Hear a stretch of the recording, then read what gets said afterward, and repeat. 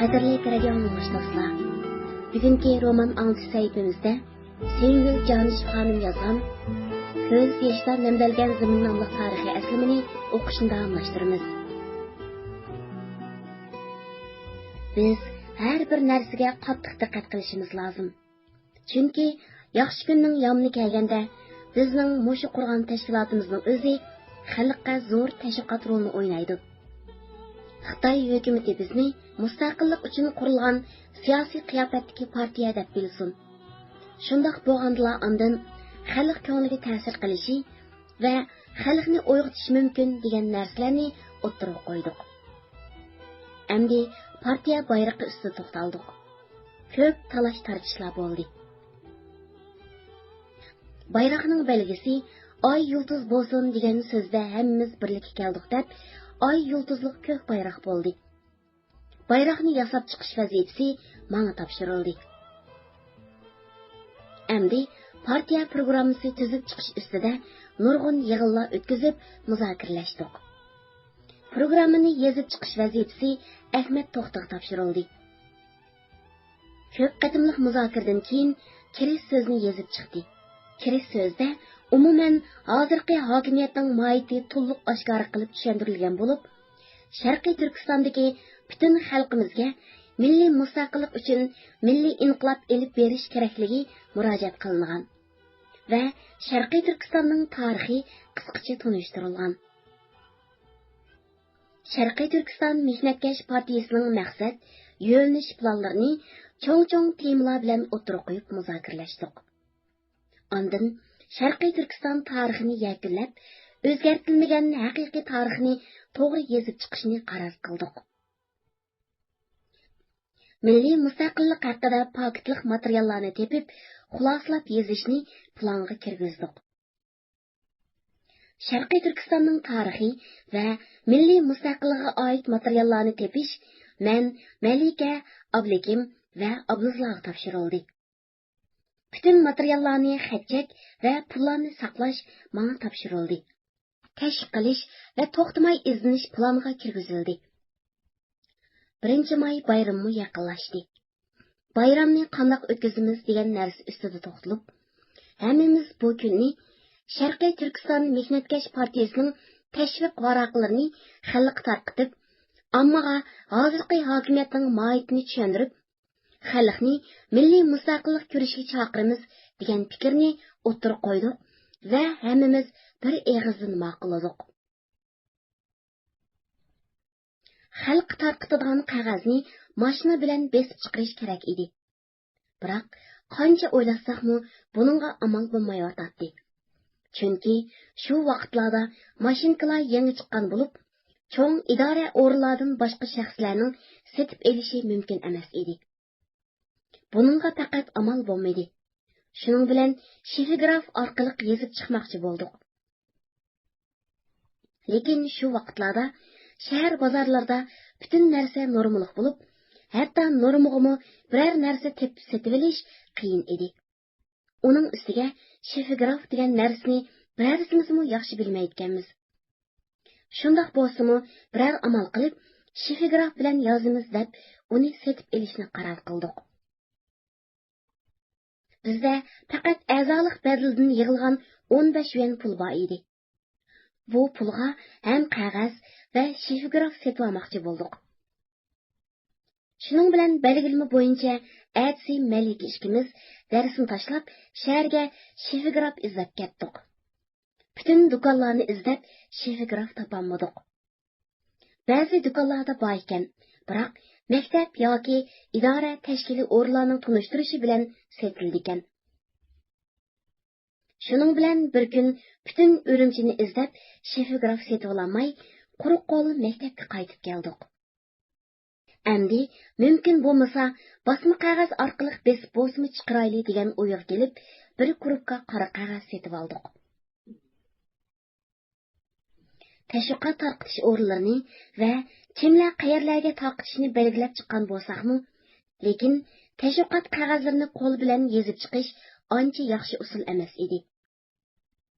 Kuchimiz oz, iqtisodimiz yo'q bundoq sharoitda bundoq cho'ng ishni qilish tez o'xshaydi. Kelar yili qilsak bo'larmikin? Yaxshi tayyorlik qilib, bir oz iqtisod to'plab, baldiroq boshlaymiz degan plan bilan may bayramida tashviq qilishni to'xtatdik. Bayramdan keyin doirani kengaytirish kerak deb a'zo qabul qilish ustida muzokara o'tkazdik. Men Sajidani ko'rsatdim. Qarorda qabul qilingandan keyin Sajidani tarbiyalab qabul qilish vazifasi menga topshirildi. Sajida ikkimiz bir yotoqda bo'lganligimiz uchun ko'nglimiz yaqin edi. Dastlabda ehtiyot bilan so'zlashsakmi, lekin bir-birimiz bilan shundoq tez chiqishib ketdik. Bargan sari ishonchlik ochiq so'zlasha bo'ldik. Oxiri uningmi biz bilan o'xshash fikrda ekanligini his qildim. Shuning bilan biz ochiq so'zlashgandan keyin 2-3 kun ichida muvofiq bir paytni tepib, rasmiyat o'tab, a'zolikqa qabul qilmoqchi bo'ldim. Lekin keyin echilgan yig'inning qarori bo'yicha Sajidani oblis a'zolikqa qabul qilib, Nurnisoni tarbiyalab qabul qilish vazifasi menga topshirildi. Xo'pirga Xolidni, Oblikimga Oblayni tarbiyalab a'zolikqa qabul qilish topshirildi. Oblikimning Oblayni qabul qilishiga men qo'shilmadim. Chunki u ikkisi o'tirsida bir oz ziddiyat bor edi. Bu to'g'rida Oblay menga deb bergan edi. Lekin mening fikrim rad qilindi. Yana a'zo qabul qilish masalasini o'tirib qo'yganda, qabul qilish doirasini o'quvchilardan sirt kadrlar va boshqalarni sinab ko'rsak, agar biz o'ylagan ish kelib chiqsa ajab emas degan fikrni oblis o'tirib qo'ydi. Biroq Ahmad aka oblisning so'ziga qo'shilmadi. Bundoq o'rinish xatarlik. O'zimizni o'zimiz tutib bergandan boshqa gap emas, dedi Ahmad aka. Lekin oblis o'z fikrini qo'llab, bizga texmo atrofliq tushuntirishga boshladi. Bu ishni biz o'zimiz ishlamaymiz. Mana hozir doktorxonada yozuvchi Alqam Axtam davolanib yetibdi. U odam vohidlar bilan bir yerlik. G'o'ljidan bu ishqa vohidni selish kerak. Hol so'rab kirgan bo'lib, u yoq bu yoqdan so'z echib chekib baqsin. Mana shuningdan bilamiz. Vohidning o'zimi shundoq iznib yurganlarning biri. Buning bilan bizning tashkilotning munosabati yo'q. Vohidni selib ko'rish kerak. Mening o'ylashimcha, u odammi yozuvchi bo'lgandan keyin ko'zi ochiq, haqiqatni ko'ra oladigan, xalqparvar, vatanparvar kishi deb o'ylayman. Bu ishni men qoldiringlar. Oblis shundoq deb o'z fikrida ching turdi. Rais Iminov qanday odamdir? Oblikim bu savolni xuddi tuyuqsiz bir narsa deb olgandek o'tirib qo'ydi va hammamizga qarab turib so'radi. Shu odam bilan uchrashib kelgan bo'lsak deyman. Ahmad to'xta ochiqlanib, o'rnidan turib ketdi. Sizlar nima o'ylaysizlar? Bu ishda oldirab ketgil bo'lmaydi. Oblikim degan so'zdan xijil bo'lib turib qoldi.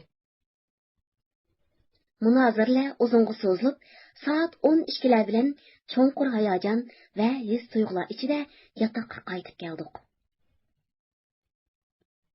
3 kundan keyin Vohidning Alqam Axtam bilan uchrashgan xabarini oblis hammamizga yetkazdi.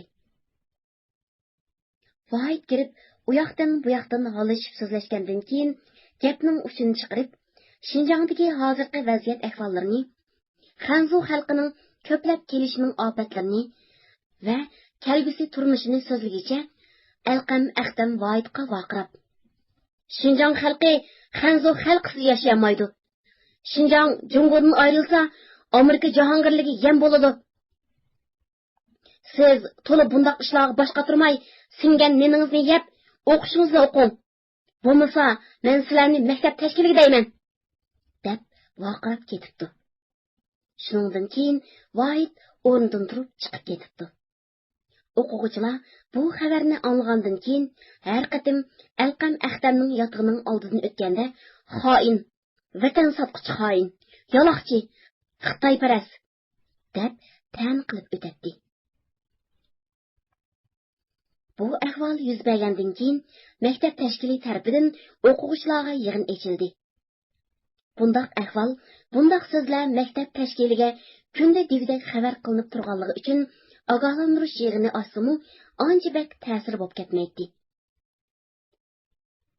Bugungi yig'indimi Vohid bilan Alqam Aqdam o'tirisidagi narsani so'zlab ogohlantirib qo'ydi. Endi Ablikimning Ablayni qabul qilishida Ablikimning so'zini anglab, tashkilotga qatnashishni qabul qilib, 1-2 kundan keyin rasmiyat o'tashning oldida yoltiyib oldi. Bu ish uchun Ablikimni tashkilot ichida ogohlantirib, a'zo qabul qilishdan vaqtli to'xtatib qo'ydi. Tashkilotdagilar Ablayni tashkilotimizni pash qilib qo'ydigan bo'ldi deb qattiq ansirashdi va Ablayning ahvolini kuzatib turish uchun meni belgilab qo'ydi. Chunki men Ablay bilan bir guruhda bo'lg'ash, uni uchirtib turadigan fursatimiz ko'p edi. Shunga muvofiq shaxs men bo'ldim. Ham boshqalarmi ko'z quloq bo'lib turadigan bo'ldi. Agar bu ishni Ablay maktab tashkili yoki boshqa o'rinlarga pash qilib qo'ysa, buning amalini izlamay bo'lmaydi. Lekin men Ablayning undaq qilmaydiganligini bilardim. Chunki uni biz bilan o'xshash fikrda edi. Har vaqt meni ko'rsa, jamiyat, vaziyat, xalq turmushi va Xitoylar to'g'risida qaynab so'zlaydi. Milliy yuragi bo'lsa-mu, faqat shu tashkilotga qatnashib, a'zo bo'g'isi yo'q o'xshaydi. Ablay undaq askarlikni qilmaydi, deb ularni xotirjam qildim. 6-oyning 5-i.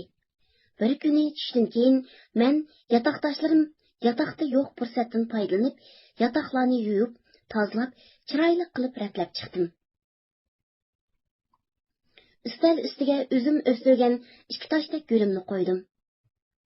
Gullarmi shundoq chiroyli echilgan ekan, yotoqqa boshqachalar husn qo'shdi. Tashkilot bayrog'idan 2 bayroqni 2 toshdakka sanjib qo'ydim. Viloyat milliy mustaqillik inqilobini davomlashtiramiz degan maqsadda Turnisa qo'l ko'tarib, qasam qilib, jamiyatga rasmiy a'zo bo'lib kirdi. 7-oyda Sajida a'zolikqa qabul qilindi. Shu kundan bir necha kun keyin maktabda tuyuqsiz cho'ng yig'in ochildi. Bizning maktabga mashina bilan Xinjiang universiteti, Neft instituti, 1-Avgust yezigilik instituti, Palla akademiyasidan vakil bo'lib, nurg'un o'quvchilar kelib, maktabning cho'ng zalida yig'in bo'ldi.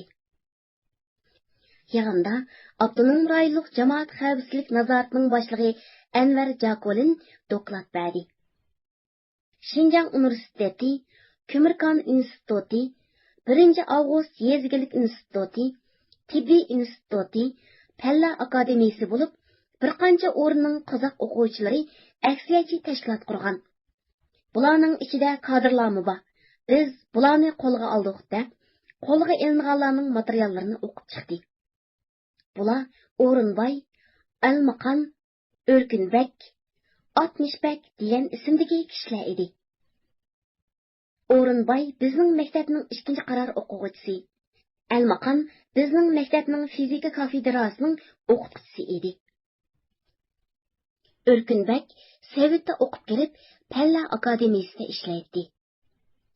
Atmishbek 1-Avgust yezigilik institutining o'quvchisi bo'lib, bular bir qancha 10 odam G'o'lja, Cho'chak, Oltayni, ya'ni 3 viloyatni Sovetga qo'shib, qozoq davlati qurmoqchi bo'lganligini doklad qilib, ularni vatan xoini, vatanni sotmoqchi bo'lgan aksil inqilobchi, millatchi xoinlar deb tanqidladi.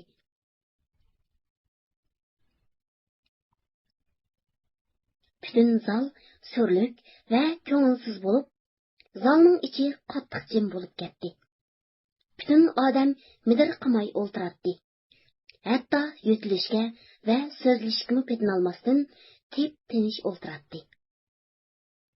Dokladdan keyin har odam o'z maktablariga, o'z guruhlariga qaytib, bir hafta dars to'xtatib, ularga qarshi o'rganish qildik. Ularning qo'lga ilinishi butun kishiga cho'ng yo'qotishdek bilindi. Ularning keyindilla tibbiy institutning 2-qaror o'quvchisi Kamolbekni, Xinjiang universitetidan Kobanni, Ko'mirkon institutidan Kakanni, 1 avgust yezgilik institutidan qalini qo'lga ilib ketdi. Qadrli radio anglag'uchi do'stlar, bu qimmatli tarixiy aslimning davomini keyingi qatim davomli qo'zg'olonlarga sunamiz. Diqqati bo'lganlarga rahmat. Xayr xo'sh, Xudoga omonat.